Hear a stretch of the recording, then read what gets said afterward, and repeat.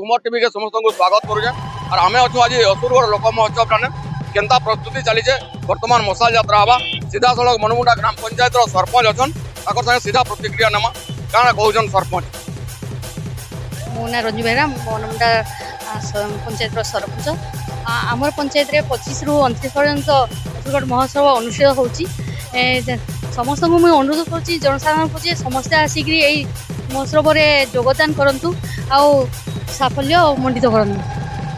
जहाँ कहते सरपंच आपण शुणी पारे सीधा सड़क से कहन 25 रु 29 तक बहुत धूमधाम महासमारोह पालित हवा ये असुरगढ़ महोत्सव यात्रा सीधा सड़क कैमेरा पर्सन के कह मेन गेट के देखाबे आ बर्तमान प्रस्तुति चली केन्ता झील मैंने चिता काटुचन सीधा सड़क देखी पारे जोरदार प्रस्तुति चली आउ 10-15 मिनिट मसाल यात्रा आरंभ हवा जेनटा कि बहुत राज्य बाहर राज्य आसी मसाल यात्रा सामिल हे आओ सीधा सड़क मुझे कहवाक जी आपण मैंने सीधा सड़क देखिपे सब शेष पर्यायर पहुंची सारी आउ अल्प समय मध्य मसाल यात्रा आरंभ हम आपण मैंने बहु मात्रा योगदान कर 25 रु 29 पर्यंत आपण मैंने असुरगढ़ लोक महोत्सव को सफल करवा हेबे।